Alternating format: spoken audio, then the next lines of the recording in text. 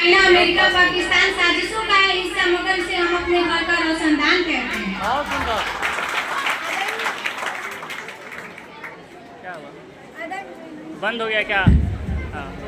आदरणीय प्रधानाचार्य, सम्मानित शिक्षकगण, अतिथिगण और मेरे प्यारे भाई और बहन, आप सभी को स्वतंत्रता दिवस की हार्दिक शुभकामनाएं।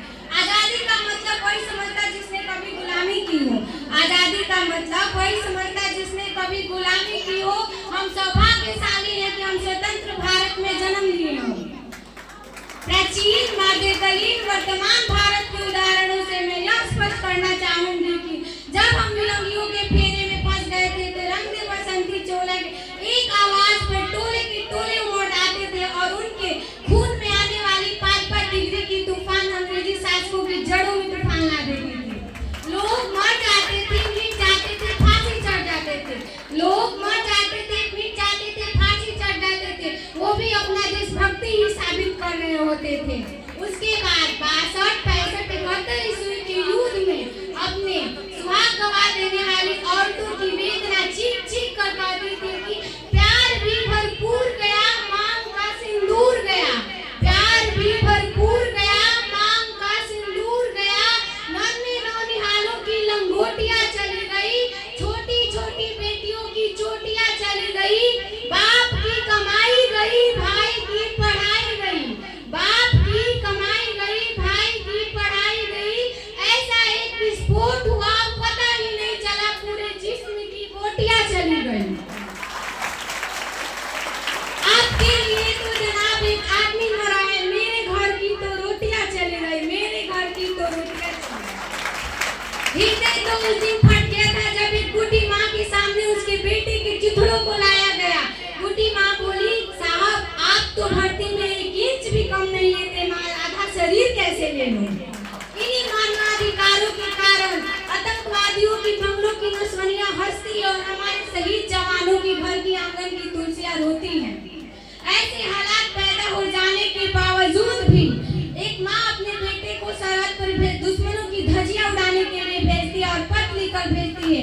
अम्मा ने पत्र लिखा बड़ी चाव से, अम्मा ने पत्र लिखा बड़ी चाव से, पुत्र मेरे घबरा न जाना, 1 इंच भी पीछे न हटना, चाहे इंच कट जाना, चाहे इंच कट जाना।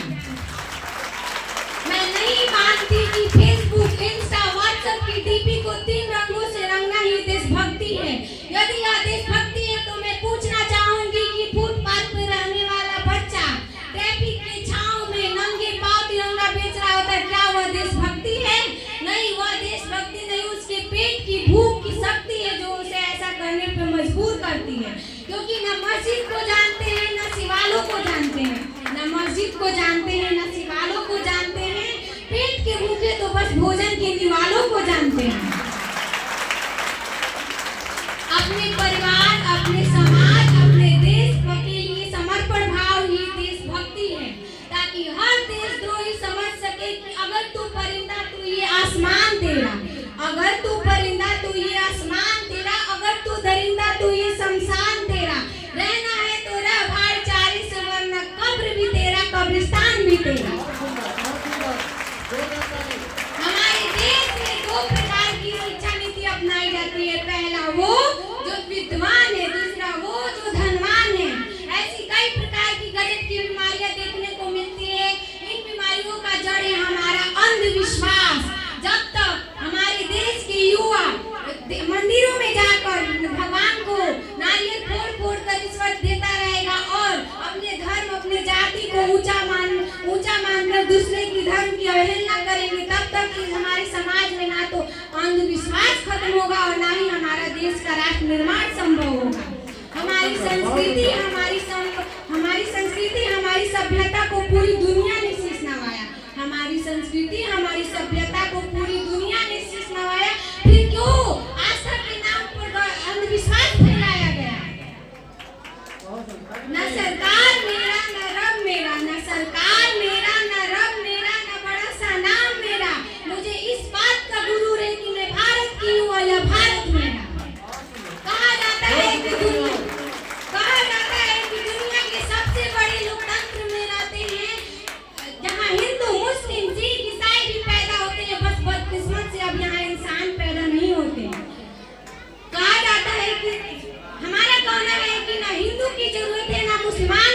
जरूरत है, ना हिंदू की जरूरत है, ना मुसलमान की जरूरत है। राष्ट्र निर्माण के लिए केवल एक अच्छे इंसान की जरूरत है। जरा सोचिए, ये पेड़ पौधे सखाए भी परेशान हो जाए। जरा सोचिए, ये पेड़ पौधे सखाए भी परेशान हो जाए यदि परिंदे भी हिंदू मुसलमान हो जाए। धन्यवाद।